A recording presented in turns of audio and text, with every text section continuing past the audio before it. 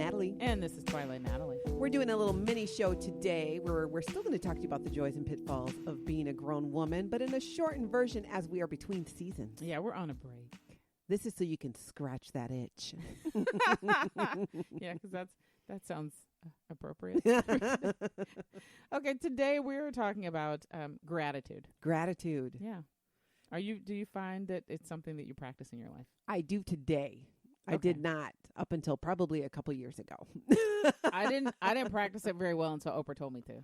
I'm not gonna lie. And the thing is, even when she told me to, I didn't. So yeah, I'm sure most of the people that are listening are sort of in our swing of age, so they remember like afternoons with Oprah. Oh, totally. When she had a talk show, and remember she was on this kick for a while where the gratitude journal. Yes. Okay. Listen, I still have mine. Oh wow. Do you have yours? No. I have one. I got it for free. Don't ask me how I engineered that. I was good at getting free stuff. Yeah. But somehow I got an Oprah gratitude journal. It was like a brown faux leather journal, and it had the O embossed, and it was like gratitude. And I was like, I'm never writing in this because Oprah gave it to me, which is the exact opposite of what you're supposed to do with it. You're supposed to write in it. Yeah. So, but I remember her like saying, wait, you have it still, and you still haven't written in it? Yeah. I kid you not.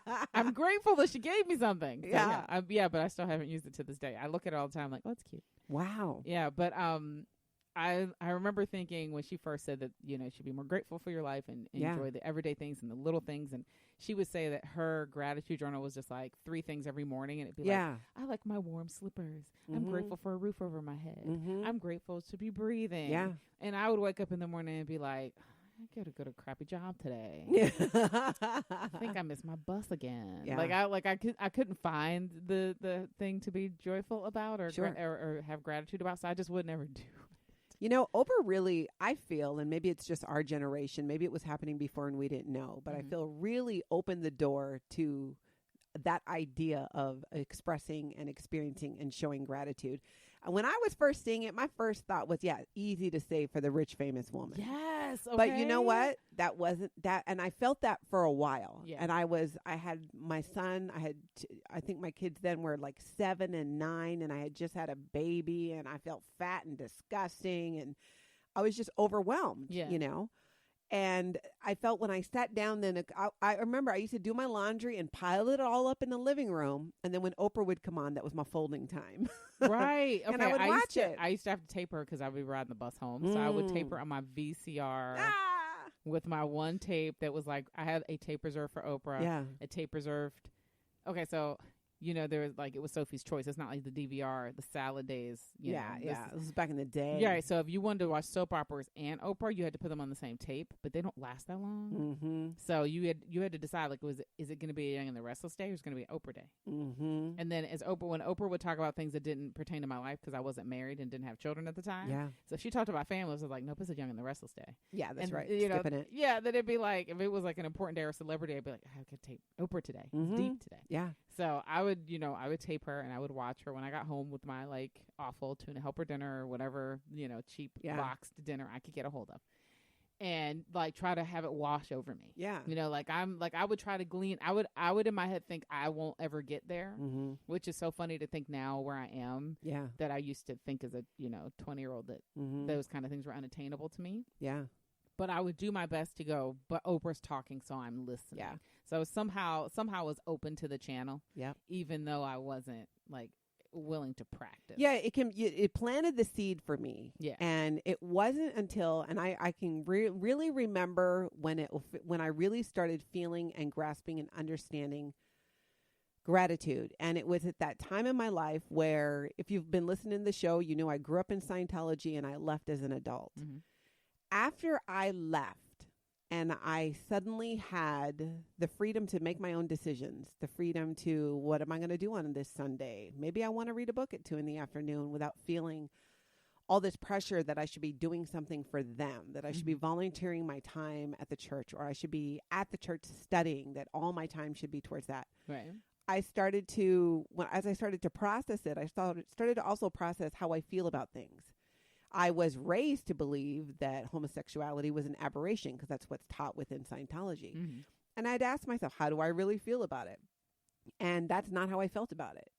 I naturally felt more, I think homosexuality is totally fine, whatever floats your boat. And it really, I started feeling, when I started exercising these little freedoms, but when I would do it, I would still feel anxious. Yeah. I would sit on my porch reading a book in the afternoon, and I would feel anxious, like somebody's going to come tell me to stop. Yeah. Somebody's going to come tell me I have to be reporting to a roll call. I mean, it's like this PTSD that it morphed. I realized I need to take that and feel the gratitude for the freedom to do this. So I didn't really feel gratitude till I had something that was a freedom, because my life was so controlled up until that point. Yeah, that there wasn't, that you didn't even have the opportunity to think about gratitude, and you were just more thinking about surviving. Yeah, I was just surviving and trying to deal with the emotions that goes into growing up and living in that kind of an organization. And only then, and it took me some years, that I realized what truly made me happy were those little things. Yeah. Reading a book in the afternoon.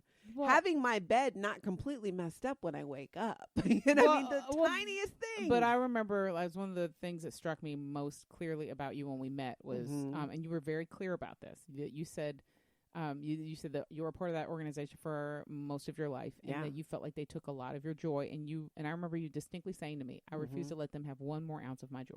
Yeah. And when you said that, I remember being so struck at how powerful that is to be able to say out loud and mean it. And have it like really like live in you to do that. And that always struck me, because I always thought that gratitude was something that was obligatory. Yeah. It wasn't something that was genuine. It was, well, you got to be grateful. They gave you, your parents put a roof over your head. You got to be grateful. Yeah. You got to go to school and they're teaching you. Like, it was always something that happened to me or was given to me, but it wasn't it didn't always feel like it was like someone genuinely wants you to have good things. It was, we have to do this. The least you can do is be grateful for it. Yeah, because we would hear that a lot as kids growing up from our parents. And I didn't understand gratitude as a concept, I think, until I was old enough to choose the people that I wanted to have in my life. Yeah. And once I was able to choose, like, my friendships and choose, the people who were going to inform what my future was going to be. Like, when I actually sort of got out into the world and can sort of become who I was going to be. Like, I remember thinking when I left to go to college that I no longer have to be what anybody else expects. I can be what I want.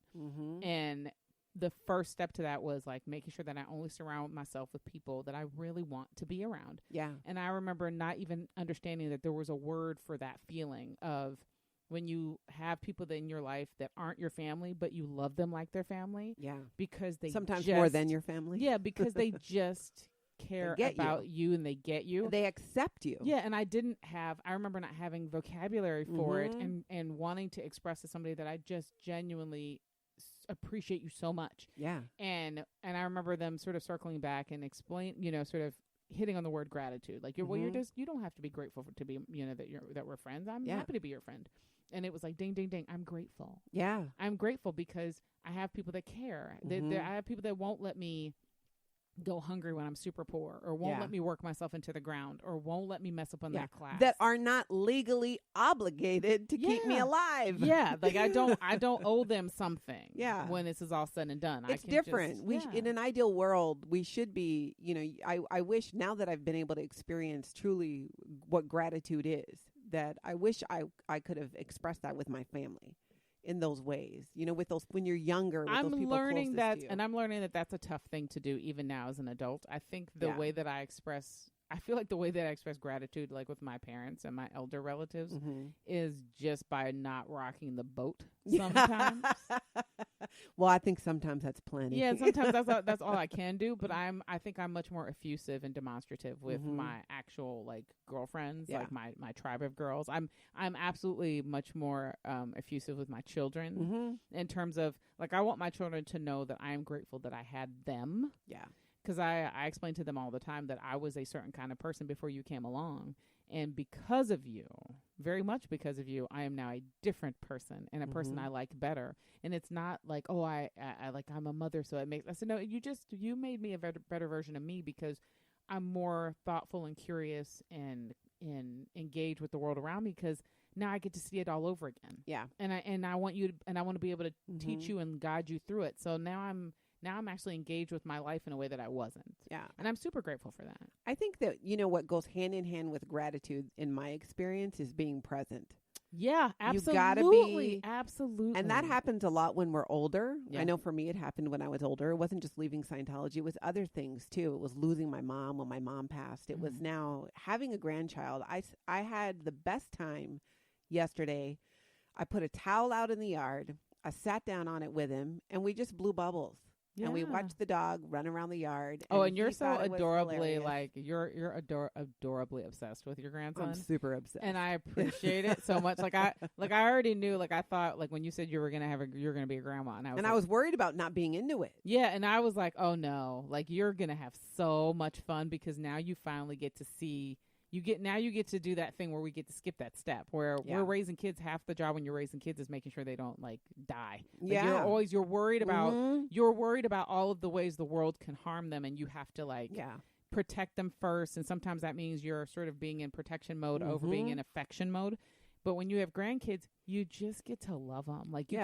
You just get to be one big unconditional well of, I just love you completely. Yeah. Your mama gets to worry about teaching you how to cross the road. Your mama gets to worry about your nutrition today. Exactly. I get to sugar you up. I'm going to give you all the candy you want. Yeah. I get to sugar you up and have all of the fun in the world, and your mama gets to have the stress of it. And and at the end of the day, your mama still knows she's got me because I'm always gonna be her mama, but I just get to love you. Yeah. And I get that now. I even get that with my parents because sometimes the dichotomy is you were super strict with us on everything, and now you're trying to send my son drones. Yeah. You ever let us have she wouldn't even let us play with Hot Wheels in the house, and they bought my kid a drone. So I'm like, but it's that thing where you realize but you get to love them. And you're also older and later in life. And this is a lesson that I wish I would have learned when I was in my 20s to stop. And I think that this is something that the current generation, the Gen Xers, no, that's us, right? Yeah. We're millennials. Yeah. The millennials are getting better at is they understand more to do what you're doing when you're doing it. If you're at a festival having a great time, be there. Don't be thinking about work and all those other things. Yeah, but they're still recording it for social, so we still got to get that piece of it. Yeah. I mean, they're happily not answering their work phone, but because they're too busy on Instagram. Yeah, but I am watching your Insta story, and it's oh, you've been at this thing all day. Yeah. So we still got to work a little bit on the presence. Yeah, but there's more, and that kind of comes more with age. I think for our generation, being a grandparent is part of it, but I'm also more at an age where I'm realizing when I take a walk now and I'm walking down the trail by my house, I want to take it in because I am almost 48 years old.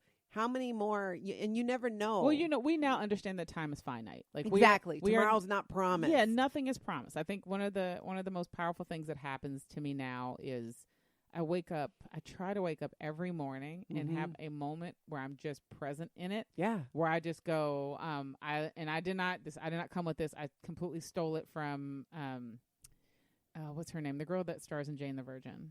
I love her. Jane. Oh, yeah. I know who you mean. Gina Rodriguez. Okay. I stole it from her when she won her Golden Globe. She says that her father taught her to say every day, today's a great day. I can and I will. Oh, I love that. And so I wake up every day and I double check and I immediately say, thank you for another day because I'm just glad my eyes opened, everything's working. And I go, today's a great day. I can and I will. And I get up and I try my best, and because I know I don't have many more days and because I still don't have the ability to treat every day like it's my last day on the planet. I still think, well, there's a balance there. Yeah, I'm like, Christmas is coming. I'm not just blowing it all. Yeah, but you'll take the time to take those opportunities that you might not have thought, I'll always be able to ride bikes with my kids. No, you won't. Exactly. It goes by faster than you think. It is. Sometimes it backfires for me, Twila, because I think this is why I can never lose weight before a vacation. So case in point, I'm going home to Hawaii next week. Yes, you are. You would think I would be really watching what I eat, make sure I'm all slimming down. Girl, I mean, cheeseburgers minus the bun because I don't eat the gluten, fries, because my mindset goes to, I'm getting on an airplane. Yeah, something happens. And if I die, I don't want my last meal to be a salad. Listen, I'm kind of with you because I'm even in this new sort of vegan life that I live. I'm kind of always saying, at the end of the day, I will never say when I get to the gates with St. Peter, I'm glad I didn't have that glass of wine with my girlfriends. Yeah. I've been one glass too many. Or I'm not going to say, oh boy, I'm glad I didn't eat that ice cream with the strawberry compote that my husband made last night. 'Cause I didn't eat those calories before I died. Who cares?